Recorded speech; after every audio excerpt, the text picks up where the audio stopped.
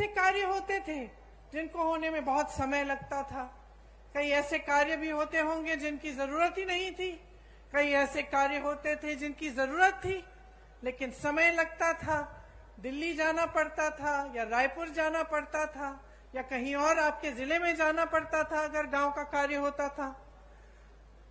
तो जब पंचायती राज की बात हुई तब मंशा ये थी कि लोकतंत्र को जन जन तक पहुंचना चाहिए। इसका मतलब है कि जो गांव का विकास है, जो गांव का कार्य है, उसका निर्णय गांव में ही होना चाहिए। आज आप सब यहाँ बैठे हैं, आप सब जमीनी लोग हैं। सबसे ज्यादा अच्छी तरह कौन जानता है कि गांव की जरूरतें क्या हैं, गांव के विकास के लिए क्या अच्छा रहेगा, कौन सा काम पहले करना चाहिए, किसकी ज्यादा जरूरत है, ये आप सब जानते हैं और आपसे बढ़कर कोई नहीं जानता। आज आपके हाथों में सत्ता है, आज पैसा सरकार आपके हाथों में भेजती है ताकि आप ये निर्णय ले सकें और गांव में आप खुद काम करा सकें। तो ये छोटी बात नहीं है, बहुत बड़ी बात है कि लोकतंत्र की नींव, इस देश की जितनी भी व्यवस्था है उसकी नींव आज पंचायतों में, गांव में, नगर पालिकाओं में है। तो आपकी जो जिम्मेदारियां हैं वो बहुत बड़ी जिम्मेदारियां हैं और मैं जानती हूं कि इन जिम्मेदारियों को आप बहुत निष्ठा के साथ पूरा करते हैं। यहाँ पे लिखा है छत्तीसगढ़ सरकार भरोसे की सरकार। भरोसा करते हैं आप इस सरकार में? जोर से बोलिए, करते हैं? क्यों करते हैं? हाँ, देखिए, भरोसे को बनने में समय लगता है। भरोसे को बनने में ये होना जरूरी है कि आपको दिखे। आप किसी के साथ दोस्ती भी कर लो, नई नई दोस्ती है, एकदम भरोसा नहीं बनता, समय लगता है। कहीं आपको कोई समस्या आ गई आपके घर में, उस दोस्त ने मदद कर ली तो भरोसा बनना शुरू होता है। कहीं सबने आपके बारे में कुछ गलत कह दिया, वो दोस्त खड़ा हो गया, उसने कहा नहीं वो ऐसा नहीं है, मेरा दोस्त है, तो आपका भरोसा बनता है कि नहीं। तो सरकार के साथ भी अनुभव से ही भरोसा बनता है। और अनुभव किस चीज का होता है? निष्ठा का होता है। आप देखते हैं कि यह सरकार हमारे लिए काम कर रही है। क्या इस सरकार के लिए जनता सर्वोपरि है कि नहीं? क्या इस सरकार में ऐसे मंत्री हैं, ऐसे लोग हैं जो सबसे पहले अपना फायदा देखते हैं या सबसे पहले जनता का फायदा देखते हैं? और जब आपको अपने अनुभव से पता चलता है कि हाँ हमारे गांव में काम हो रहा है, हमारे नगर में काम हो रहा है, प्रदेश का निर्माण हो रहा है, हमारी कोई समस्या होती है उसके हल के लिए कार्य हो रहा है, तभी आपका सरकार में भरोसा बनता है। तो आज अगर छत्तीसगढ़ की कांग्रेस की सरकार में आपका भरोसा है तो ये इस वजह से है कि छत्तीसगढ़ की जो कांग्रेस की सरकार है वो कांग्रेस की एक बहुत पुरानी परंपरा को आगे बढ़ा रही है। कैसे? आप तो जानते ही हैं कि मेरे परिवार का आपके साथ एक बहुत पुराना रिश्ता है। पंडित जवाहरलाल नेहरू जी यहाँ स्वतंत्रता संग्राम के दौरान आए, उसके बाद भी वो पूरे प्रदेश के कोने कोने तक उन्होंने दौरा किया, आपके पास आए, आपकी समस्याओं को समझा। इंदिरा जी 1972 में बस्तर में आई थी, शायद आपने भी एक फोटो देखी हुई होगी जिसमें वो नाच रही हैं कुछ आदिवासी बहनों के साथ। तो आपको याद है कि मेरे पिता और मेरी माता जी भी काफी बार बस्तर आए, आपके घरों में गए, गांव में गए, आपकी समस्याओं को समझने की उन्होंने कोशिश की।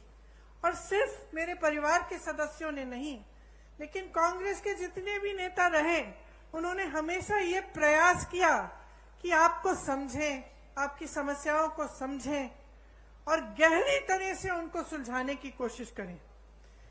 इसीलिए आपका भरोसा, आपका रिश्ता मेरे परिवार के सदस्यों से बना, कांग्रेस पार्टी से बना और आज कांग्रेस की सरकार से बना है।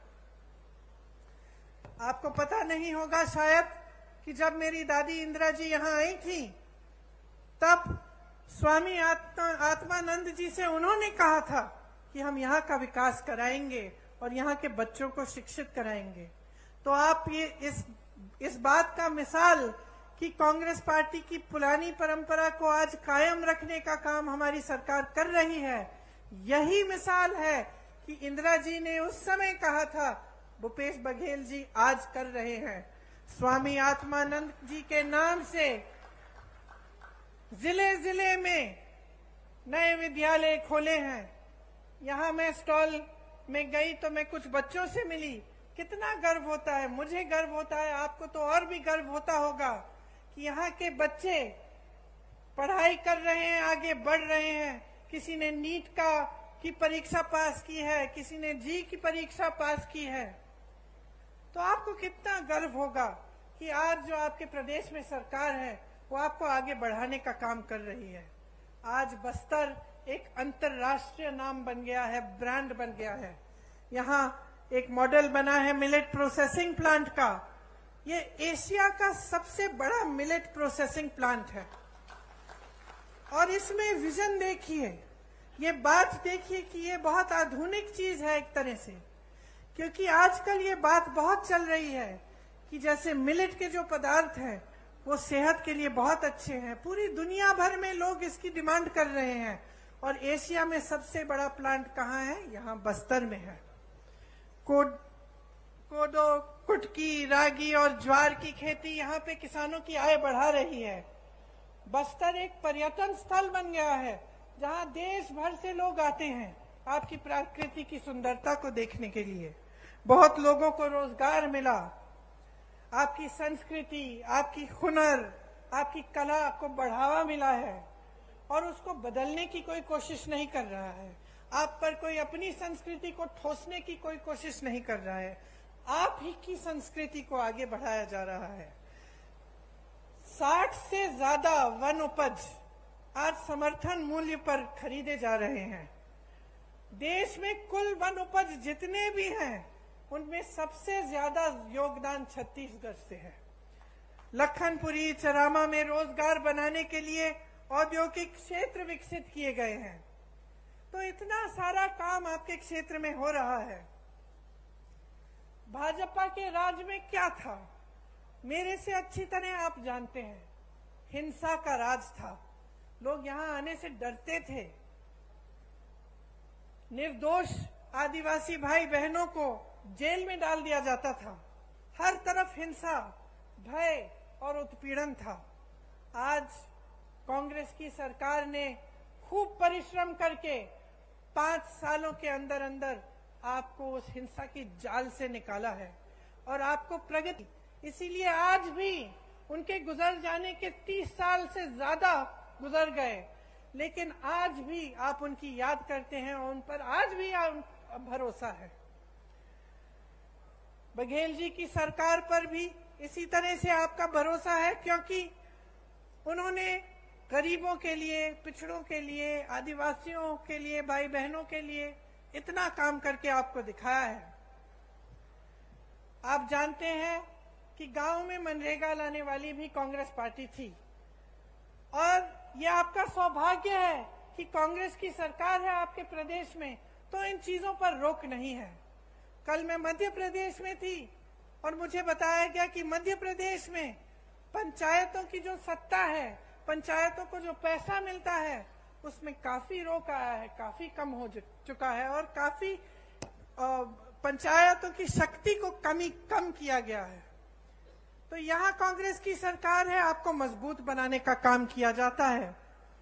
हर फैसला आपकी मजबूती के लिए लिया जाता है। आज आपके प्रदेश की चर्चा पूरे देश भर में है।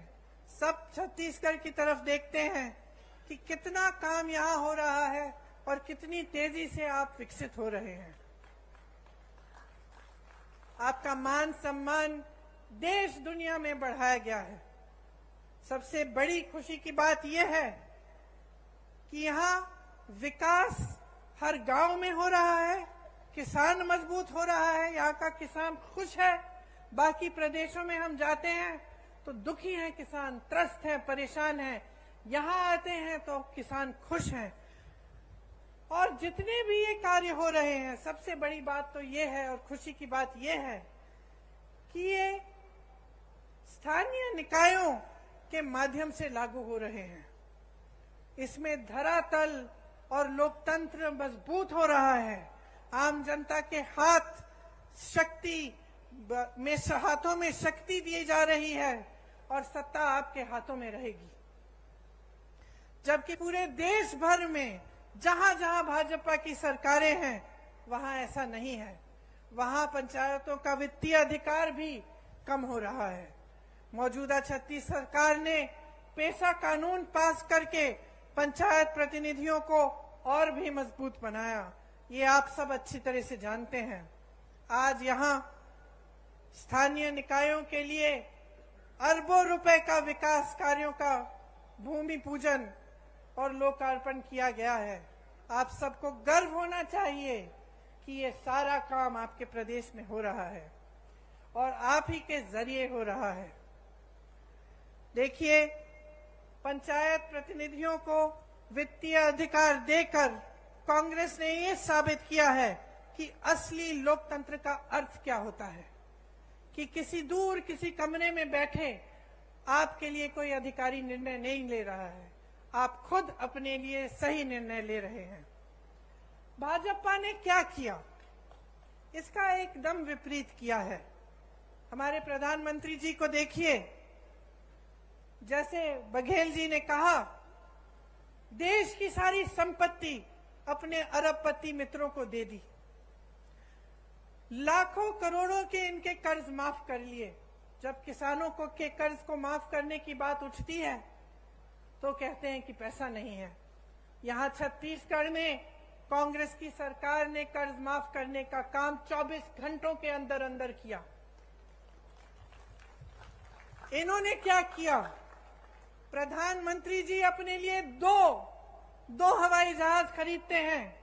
8,000 करोड़ का एक हवाई जहाज अपने लिए। सुन लीजिए, 20,000 करोड़ का नया संसद बनाते हैं, जबकि एक अच्छा खासा संसद हमारे देश में है। 27,000 करोड़ का एक यशोभूमि नया बड़ा हॉल बनता है, 27,000 करोड़ का। और जब ओपीएस की बात होती है, पेंशन की बात होती है, आप सरकारी कर्मचारी हैं, यहाँ खड़े हैं, जब आपके पेंशन की बात होती है तो क्या जवाब देते हैं? कहते हैं कि पैसा नहीं है। तो अपनी शान बढ़ाने के लिए, अपनी आन बान शान बढ़ाने के लिए, बड़ी बड़ी इमारतों को बनाने के लिए पैसा है। अपने उद्योगपति दोस्तों के कर्ज माफ करने के लिए पैसा है। अपनी देश की संपत्ति को अपने उद्योगपति दोस्तों को सौंप सकते हैं, लेकिन आपका पेंशन नहीं दे सकते, जो आपकी मांग है। आज छत्तीसगढ़ की सरकार आपको पुराना पेंशन दे रही है, क्योंकि जब नियत सही होती है तो जो जनता के लिए अच्छा होता है वो सरकार करती है। देश का किसान आज मात्र 27 रुपए एक दिन में कमाता है। सुन लीजिए, आप यहाँ किसान बैठे हैं, यहाँ आपकी सरकार आपकी सहायता करती है, बिजली पानी सुविधाएं आपको मिलती हैं। देश भर में किसानों को मजबूत करने के बजाय किसानों की कमर तोड़ी गई है। आज देश भर में किसान एक दिन में 27 रुपए कमाता है। और अडानी जी, जिसका जिक्र आपने किया, बड़े बड़े उद्योगपति कितना कमाते हैं बताओ? 1600 करोड़ रुपए एक दिन में एक आदमी कमा रहा है। 1600 करोड़ रुपए एक दिन में वो कमा रहा है। 27 रुपए आप कमा रहे हैं। आपकी संपत्ति उसको दी जाती है, जब आपका नंबर आता है तो कहते हैं पैसा नहीं है। ये सरकार चल रही है इस देश में। आप क्या अपने प्रदेश में भी ऐसी सरकार चाहते हैं?